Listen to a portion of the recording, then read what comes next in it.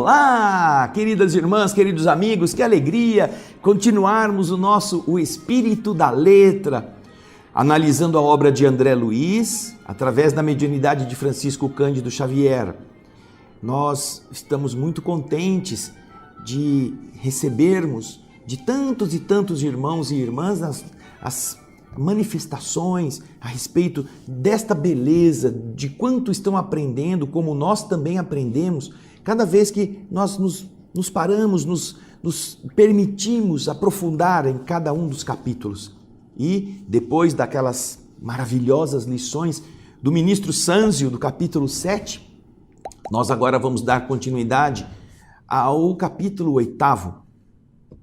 Você deve ter se lembrado lá no começo, quando André Luiz estava vendo os que haviam sido recolhidos de uma caravana que havia chegado da região umbralina, a história do Antônio Olímpio, lembra?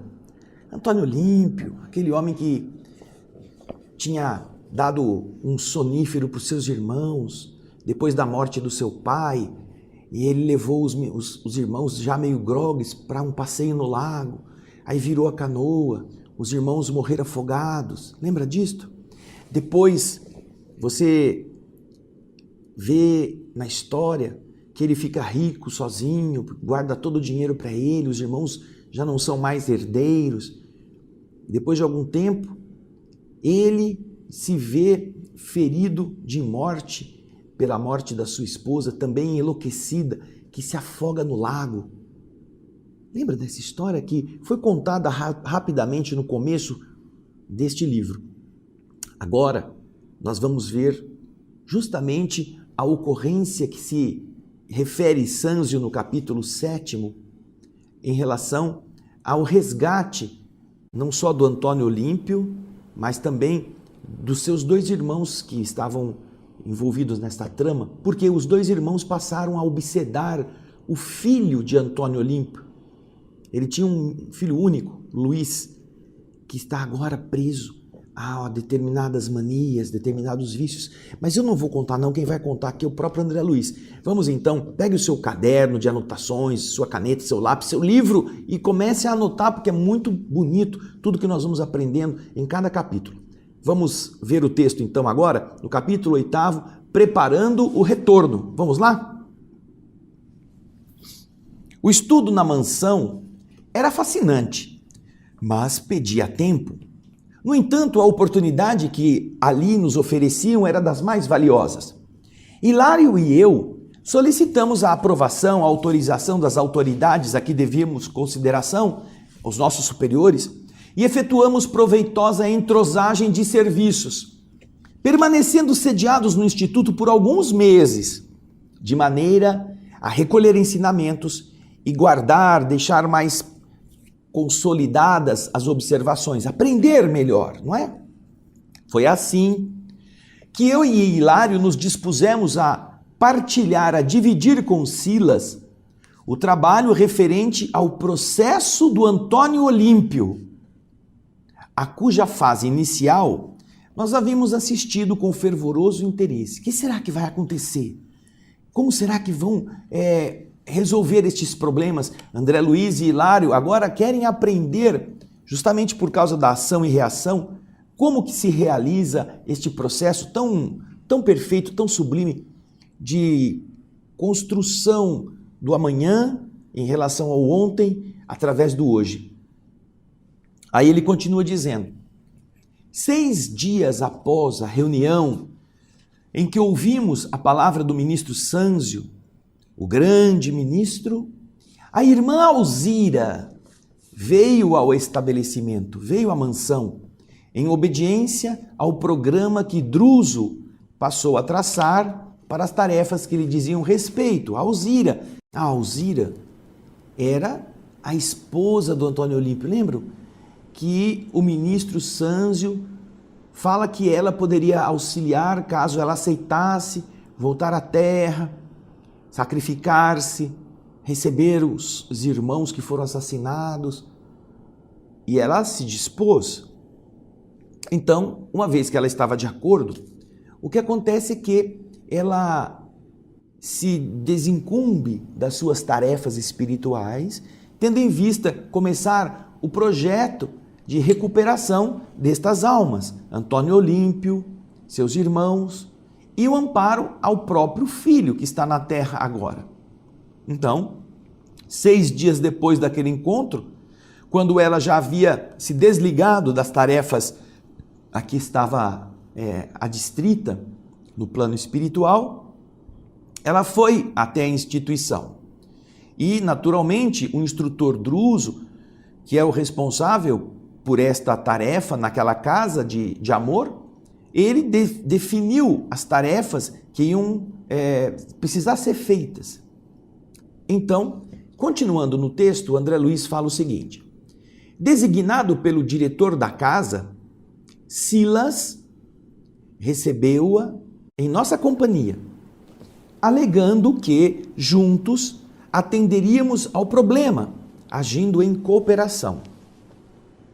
Os 3, então, Silas, André e Hilário, iriam atuar naquele processo para que eles todos pudessem cooperar. A nobre criatura, depois das saudações usuais, nos esclareceu que, amparada por amigos de certa colônia socorrista, fazia o possível por ajudar ao filho que havia deixado na terra. Luís, cujo espírito se afinava com os antigos sentimentos paternos, apegando-se aos lucros materiais exagerados, disse a Alzira: ele sofria tremenda obsessão no próprio lar. Ela então vai começar a contar o que é que ela estava lutando para defender ou proteger o seu próprio filho. Só que o filho, o Luís, ele tinha muita inclinação às mesmas coisas que o Antônio Olímpio. E ela está dizendo, por causa disto, o Luís estava sofrendo uma obsessão terrível na própria casa, sob teimosa vigilância dos tios desencarnados que lhe incentivavam a mesquinhez. Luís guardava larga fortuna sem aplicá-la em coisa nenhuma. Havia-se namorado do ouro com extremada volúpia. Submetia a esposa e 2 filhinhos às mais duras necessidades, receoso de perder os haveres, que tudo fazia por defender e multiplicar. Os espíritos dos seus tios, que foram os assassinados no lago, Clarindo e Leonel, não satisfeitos em interferirem na sua mente, em manter a mente sob seu domínio, viciada, não satisfeitos com isto, conduziam para a fazenda, traziam para morar naquele ambiente onde o Luís vivia, usurários. Usurários? Quem são os usurários? São os apegados à matéria, os onzenários, os que gostam de dinheiro, os que ficam contando migalhinhas para guardar, os usurários e os tiranos rurais desencarnados. Ou seja, ele arrebanhava no mundo espiritual espíritos que tinham os mesmos anseios, os mesmos apegos, os mesmos vícios. Não eram só os 2, Leonel e Clarindo, que estavam ali fazendo essa maldade. Eles traziam outros para tornar ainda mais volumosa a quantidade de obsessores. Então, para isso, eles usavam quem? Os usurários, espíritos apegados aos bens materiais, e os tiranos rurais, os donos de terra, os senhores que tomavam conta com um punho de ferro das suas fazendas, que já tinham desencarnado e continuavam fazendo isso, continuavam atazanando os encarnados. Por quê? Porque estes possuíam pensamentos que ainda se enroscavam, se enrodilhavam na riqueza terrestre para fazerem o quê? Para piorar a sovinice do rapaz. Para fazer o rapaz ainda mais mão fechada. Luiz, desse modo, respirava num mundo de imagens estranhas, em que o dinheiro se levantava, se erguia, se erigia em tema constante. Por isso, Luiz perdera todo o contato com a dignidade social, se isolara, não ficava mais em sociedade, não tinha amizades, não tinha convivência com outras pessoas. Havia se tornado inimigo da educação e acreditava tão somente no poder do cofre cheio para solucionar as dificuldades da vida. Para que estudar? Não precisa, é só ter dinheiro. Se você tem dinheiro, você mesmo sendo analfabeto, você consegue tudo, pagando. Para que estudar? Não, temos que ter o dinheiro. Luiz, continua André falando, havia adquirido o doentio medo de todas as situações em que pudessem surgir despesas inesperadas. Não queria correr riscos de gastar mais do que ele já tinha programado. Possuía grandes somas em estabelecimentos bancários que a própria companheira, a própria esposa, desconhecia. Da mesma forma que ele mantinha, guardado no lar, enormes bens. De propósito, com a sua deliberada vontade, ele fugia à convivência afetiva. Não queria contatos com a esposa. Relaxara a própria apresentação individual e se encravara em deplorável misantropia. Misantropia é um ódio pela humanidade, uma falta de ser sociável, não quer falar com ninguém, todo mundo é seu inimigo, todo mundo quer roubá-lo. Ele então se havia enclausurado, encastelado nessa deplorável misantropia, obcecado pelo pesadelo do ouro que estava consumindo a sua existência. Olha, gente, vem cá um pouquinho. Isso aqui é uma história de um livro, né? Que não é uma história com E, uma história com H. É uma coisa verdadeira que aconteceu. Mas isso não é só de um livro. Isso é assim em grande parte das pessoas. Mesmo que não sejam fazendeiros, mesmo que não sejam milionários. E o que é pior, quanto mais milionários vão ficando, mais assim eles vão se comportando. Quanto mais o indivíduo vai tendo, mais ele luta para não perder. E ao invés de ele ser dono das coisas, as coisas passam a ser donas dele. Homens ou mulheres, não importa. Ah, o Antônio Olímpio, o Luiz Olímpio. Não, eles são apenas, na nossa consideração, os bonecos que representam todos os homens e mulheres que se apegam às coisas do mundo material. Beleza, posição social, cargos, respeito pela sua aparência, pelos seus bens, ostentação. E não precisa ser de coisas muito valiosas. Há pessoas, e aqui as redes sociais cooperam muito com isto, que não podem ter qualquer melhora, que elas, a primeira coisa que fazem é publicar fotografia na rede social. Eu sei que você já viu isto. Mas olha que interessante. Quando você entra nos perfis das pessoas com quem você se relaciona, para ver as fotografias que elas colocam, você já notou que boa parte dessas pessoas coloca fotografias em lugares assim importantes do mundo? Ah, ao pé da Torre Eiffel, em cima de um prédio muito alto em Nova York, ou então junto da Acrópole de Atenas, com a carinha da pessoa.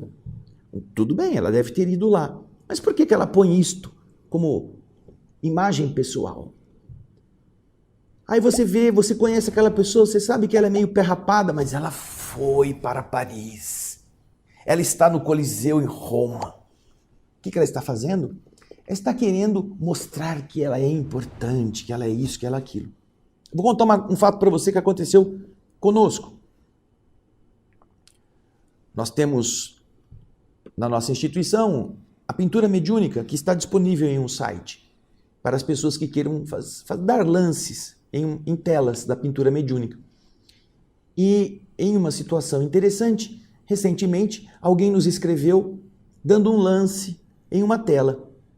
Uma tela cujo valor, uma tela que não era muito grande, o valor razoável de R$600. A pessoa escreveu assim: eu estou dando um lance de R$400, porque é o que eu posso oferecer. Tá bom. Quando as pessoas têm dificuldades econômicas, nós consideramos. Então pedi para alguns trabalhadores fazerem para mim uma investigação e eles descobriram que a rede social dessa pessoa está cheia de fotos em Nova York, na Europa. Ele mostrando a si e sua família na Disney. Ele pode ir para a Disney, ele pode ir para Nova York, não é crime nenhum, isso é muito bonito. Ele pode ver a neve em outros países no inverno europeu, mas ele não pode dar R$200, que é o preço da tela numa casa espírita, porque ele não tem condições. É assim. Essas pessoas, elas estão iludidas com as aparências. E elas são esses onzenários, elas são esses usurários, que para Deus acham que estão dando muito, mas para jogar no lixo e se exibirem, nunca é pouco.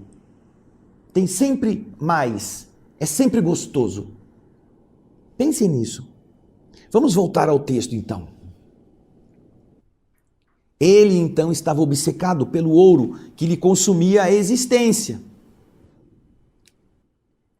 Depois de ter falado isso, a distinta senhora, buscando orientar as nossas futuras atividades, deu-nos a conhecer que o afogamento dos cunhados, os dois, Clarindo e Leonel, se verificara em seus tempos de recém-casada, quando o filhinho, o Luiz, mal ensaiava os primeiros passos, e que, depois de 6 anos da morte dos cunhados, ela também havia encontrado a desencarnação naquele mesmo lago terrível. 6 anos de vida em comum, o filho tinha 6 anos ou 7 quando ela morre, e ela, envolvida pela perseguição obcecante, também se afoga no lago. Antônio Olímpio continuou a viver na esfera da carne por quase 15 anos, quase 3 lustros. 3 lustros são 3 quinquênios, que são 5 anos, cada um deles. E, depois disso, por 20 anos, ele estava sofrendo nas trevas. Veja só, ele viveu mais 15 anos cheio do dinheiro e ficou 20 anos na região trevosa, de onde ele acabara de ser retirado. Então, veja só, são 35 com mais 6, mais ou menos 40, 41. Luiz, desta forma, diz ela, alcançava a madureza plena, tendo atravessado os 40 anos da experiência física. Diante da palavra do assistente, que perguntou o que ela queria fazer, como que ela iria tentar o socorro ao marido desencarnado, Alzira declarou que isso lhe fora realmente impossível, porque as vítimas se haviam transformado em carcereiros ferozes do infeliz delinquente. Veja só, o Silas pergunta, você tentou ajudá-lo nesse período todo? São 15 anos em que ele ficou sozinho no mundo físico, mais 20, são 35 anos de equívoco consumado. E você não fez alguma coisa? E ela disse, olha, eu tentei, mas os 2 obsessores, seus irmãos que ele matou, se tornaram seus carcereiros ferozes. E como, até então, não conseguira proteger-se em qualquer equipe de trabalho assistencial, ela, a Alzira, não lhe permitiam os perseguidores qualquer aproximação. Ainda assim, mesmo desse modo, em ocasiões fortuitas, episódicas, ela procurava entregar ao filho, à nora e aos 2 netos algum amparo, o que se lhe fazia extremamente difícil, uma vez que os obsessores velavam irredutíveis, guerreando, opondo-se às suas boas influências sobre a família. À vista da pausa espontânea que se fizera em nosso entendimento, num testemunho de comovedora humildade, Alzira consultou Silas se a mansão poderia permitir a ela uma visita ao esposo antes da viagem à procura do filho, segundo as tarefas que estavam programadas para acontecer. O assistente Silas concordou, consentiu, com o maior carinho. E nós 3 a guiamos até o compartimento em que Antônio Olímpio repousava. Aproximando-se do leito, e ao vê-lo ainda prostrado e inconsciente, notei que o semblante da nobre senhora acusava visível modificação. As lágrimas borbulhavam-lhe irreprimíveis dos olhos. E agora, estes olhos estavam perturbados por imensa dor. Ela então acariciou a cabeça, em que os traços fisionômicos, a meu ver, pouco a pouco iam se reajustando, porque aparentemente ele estava muito alterado pela pressão de tanto tempo de consciência culpada, de perseguição. Então agora que ele estava sob a ajuda da mansão, os traços fisionômicos lentamente iam se recuperando, reajustando. E então ela foi aproximando-se dele, chamando-o pelo nome várias vezes. O doente abriu os olhos, colocando-os sobre nós, sem qualquer expressão de lucidez. Estava alienado, pronunciando monossílabos desconexos.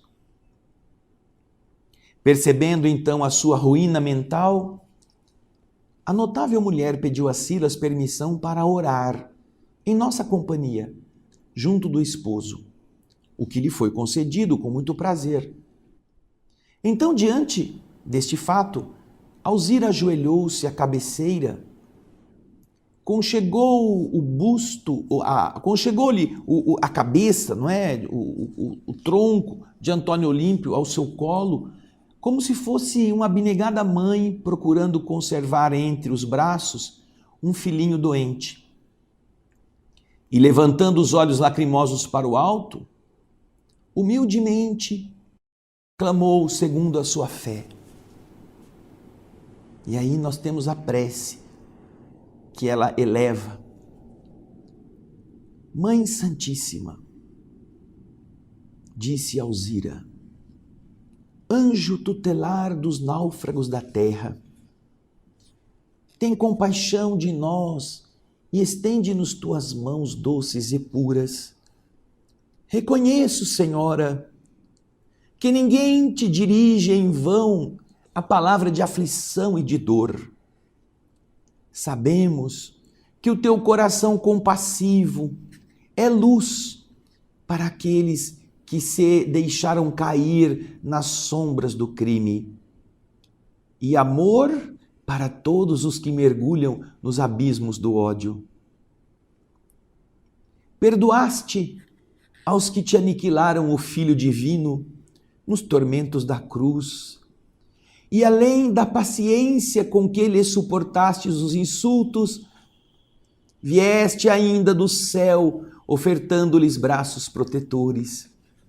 Mãe bondosa, tu que ergues os caídos de tantas gerações terrenas e que saras piedosamente as feridas de quantos se petrificaram na crueldade, lança caridoso olhar sobre nós, meu esposo e eu, unidos às consequências de duplo homicídio que nos fazem sangrar os corações. Eu e ele estamos entrelaçados nas teias do nosso delito. Embora estivesse ele sem mim nas águas fatídicas, nas águas trágicas, enquanto nossos irmãos experimentavam a asfixia mortal do afogamento, eu me considero participante das responsabilidades e me identifico ligado ao crime também eu. Meu esposo, Mãe do céu, devia ter o coração envolvido em pesada nuvem, quando se desvairou na estranha deliberação que nos feriu as consciências. Para os outros, poderá ele ser tido como um impenitente que se apropriou do dinheiro, das riquezas alheias, produzindo a morte aos próprios irmãos. Menos para meu filho e para mim, que dele recebemos os maiores testemunhos de amor. Para nós, ou para outros, ele será réu diante da lei. Mas para nós, porém, é o companheiro, é o amigo fiel. Para os outros, parecerá um egoísta sem direito ao perdão. Mas para nós, é o benfeitor que nos assistiu na terra, com imensa ternura. Como não ser egoísta e criminosa também eu, mãe querida?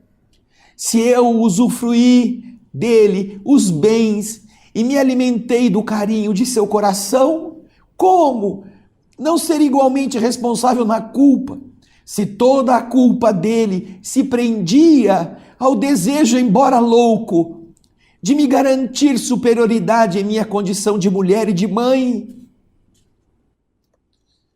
Advoga-nos a causa, mediadora celeste. Faze-nos voltar juntos à carne em que nós delinquimos, para que nós dois possamos expiar os nossos erros. Concede-me a graça de segui-lo como servidora contente e agradecida, religada a quem devo tanta felicidade. Reúne-nos novamente no mundo e ajuda-nos a devolver com lealdade e valor aquilo que roubamos. Não permitas, anjo divino, que venhamos a sonhar com o céu antes de resgatar nossas contas na terra. E ajuda-nos a aceitar com dignidade a dor que retifica, a dor que salva. Mãe, atende-nos, estrela de nossa vida, arranca-nos da escuridão do vale da morte. Diante de nós, o inesperado nos forçava ao êxtase. Enquanto Alzira falava em lágrimas, ela se coroara de safirino brilho, de safirino esplendor, um azul brilhante, a doce claridade que se irradiava do coração, havia inundado todo o aposento. E assim que a sua voz ficou muda, embargada e ofegante, excelso jorro de prateada luz desceu do alto, atingindo-nos a todos, e chegando mais especialmente ao doente, que então emitiu um longo gemido de dor humanizada e consciente. A prece de Alzira conseguiu um êxito que todas as operações magnéticas de Druso não haviam conseguido alcançar. Antônio Olímpio abriu de forma sem medida, arregalou as pálpebras e mostrou no olhar a lucidez daqueles que despertam de longo e torturado sono. Agitou-se, sentindo no rosto as lágrimas da esposa que o beijava enternecida, e gritou, tomado de selvagem contentamento: Alzira! Alzira! Ela apertou de encontro ao peito, com mais ternura, como quem quisesse pacificar-lhe o espírito atormentado. Porém, atendendo a um sinal de Silas, 2 enfermeiros se aproximaram, restituindo Antônio Olímpio ao sono. Eu tentei dizer algo à sublime mulher, cuja oração nos erguera a tão culminante emotividade, mas eu não consegui. Somente aqueles que viajaram por muitos e muitos anos sob a névoa da saudade e da angústia poderão entender a comoção que naquela hora nos dominara irresistível. Procurei observar o rosto de Hilário, mas meu companheiro havia mergulhado a cabeça nas mãos. E olhando o valoroso assistente Silas, notei que ele buscava enxugar as lágrimas dos olhos. Então eu me consolei. Os grandes corações daquela casa de amor igualmente choravam, tanto quanto eu, mísero pecador, em luta por sanar minhas deficiências.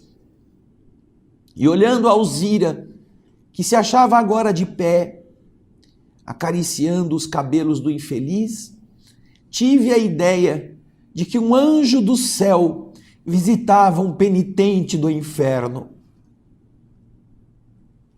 Foi Silas quem nos arrancou ao silêncio, oferecendo o braço à abnegada irmã para a saída, e explicou de forma prestimosa, dizendo: a oração trouxe-lhe imenso bem, porém não é conveniente o seu despertamento a não ser de forma gradual, gradativa.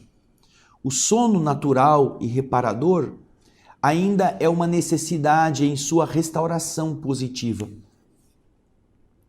Alzira afastou-se como que mais tranquila, apesar da flagelação moral do reencontro. Minutos de valiosa conversação desfrutamos ainda nos diversos setores de trabalho do grande instituto, até que no momento marcado, no momento combinado, nos ausentamos, os 4, devorando o caminho que para nossa companheira representava o caminho de retorno ao seu antigo lar terreno. Ou seja, depois de terem passado algumas horas ainda lá, marcaram o dia, marcaram um momento, e então os 4, Alzira, Silas, André e Hilário, desceram à terra, indo de volta ao lar onde Alzira havia vivido. André continua nos explicando. Na paisagem terrestre, enchia-se a madrugada de uma névoa rala e fria. De volta aos velhos lugares em que haviam assinalado essa dolorosa experiência, Alzira não disfarçava a emoção de que se via objeto. Levemente amparada pelo braço de Silas, falava, identificava aqui e ali esse ou aquele trecho do caminho, das pastagens, que faziam ela se lembrar mais expressivamente das recordações do ontem. De repente, surgiu à nossa frente, em estreita planície, o casario em que se lhe desenvolvera o drama funesto. Em verdade, o luar mostrava sólida construção em franca decadência. Extensos pátios laterais exibiam grandes jardins arruinados pelo pisoteio constante dos bois de grande porte. Porteiras desconjuntadas, tapumes destruídos e as varandas imundas falavam sem palavras do desleixo dos moradores e entidades, espíritos estranhos, com as cabeças cobertas, disfarçados, encobertos por largos véus de sombra, transitavam assim, preocupados somente com seus próprios pensamentos. Andavam para lá e para cá nos grandes terreiros, como se ignorassem a presença umas das outras. Com o visível receio de se fazer ouvida por estes espíritos, a esposa de Antônio Olímpio, a Alzira, nos notificou em surdina, dizendo: estes aí são onzenários, agiotas, indivíduos obcecados por acumular dinheiro que estão desencarnados, que foram trazidos assim, subrepticiamente, até aqui, por Leonel e Clarindo, de modo a fortalecerem, a realçarem a usura no espírito do meu filho. Hilário, intrigado, perguntou: mas eles não nos enxergam? E o Silas responde: não nos enxergam. Com certeza nos percebem a chegada. Entretanto, pelo que eu deduzo, eles se encontram demasiadamente presos nas ideias em que se acumpliciam, em que se associam, se mancomunam. Não se preocupam com a nossa presença, desde que não penetremos na faixa mental deles, compartilhando os seus interesses, nos aproximando daquilo que eles estão cuidando. André então pergunta: isso quer dizer que se nós falássemos a eles sobre alguma coisa da fortuna terrena, excitando-lhes o gosto da posse humana, sem dúvida eles nos dispensariam a melhor atenção? Exatamente, André, confirma Silas. E o Hilário, curioso, pergunta: e por que nós não podemos fazer isto? Silas então lhe diz: não nos seria lícito, Hilário, desperdiçar o tempo, mesmo porque o trabalho que nos compete espera por nós, muito próximo daqui.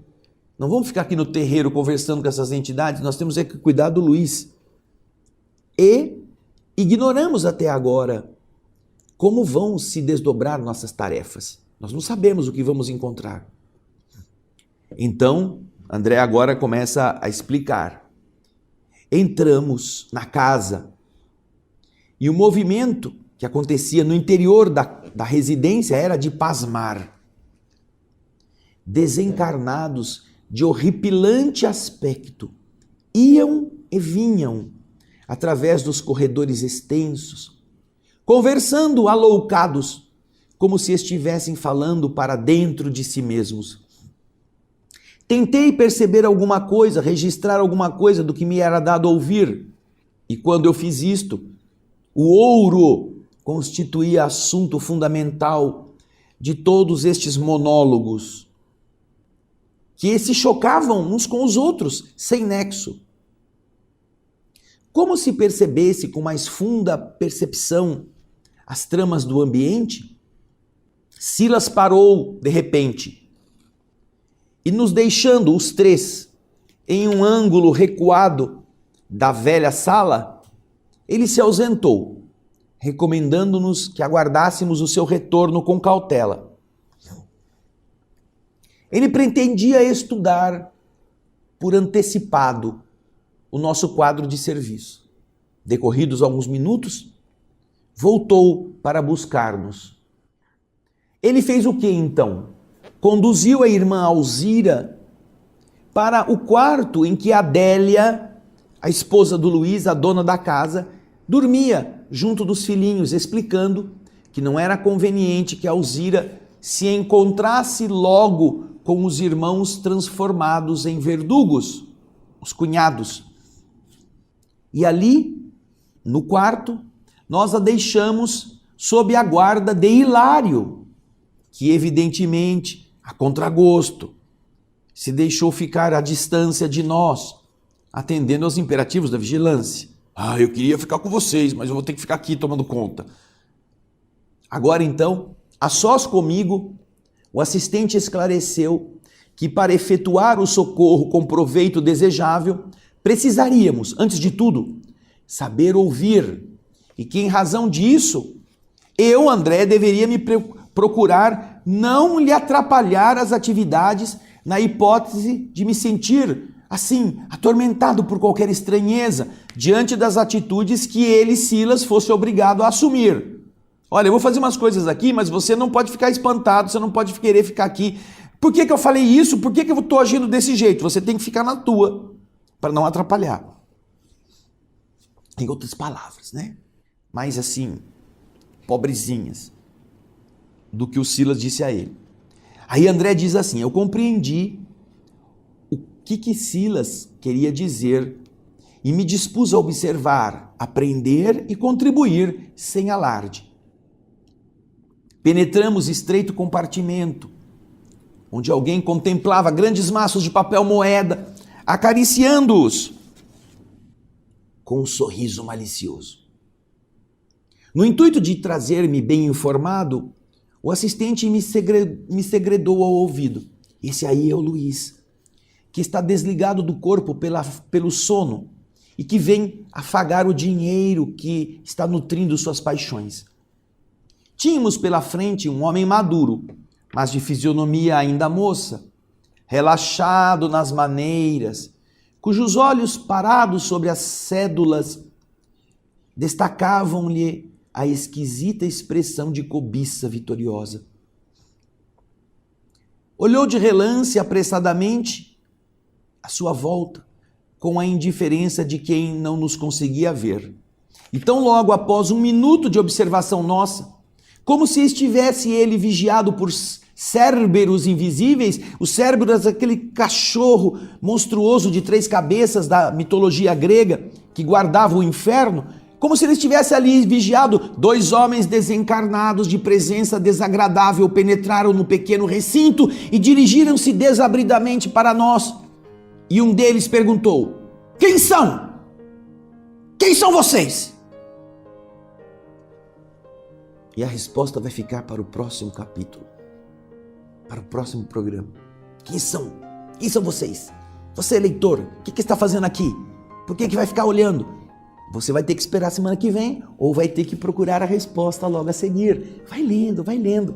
Na semana que vem nós vamos ver a segunda parte desse emocionante capítulo, que eu espero que faça a gente pensar sobre essas belezas da existência e como o amor vai tecendo seu véu branco e luminoso sobre os tecidos velhos, sujos e desgastados, para a recuperação de todos. Espero você no próximo Espírito da Letra. Obrigado pela sua audiência, pelo seu carinho, pelas suas preces, suas palavras generosas. Compartilhe com seus amigos e nós estamos aqui para semana que vem terminarmos o capítulo 8º. Um grande abraço e muita paz.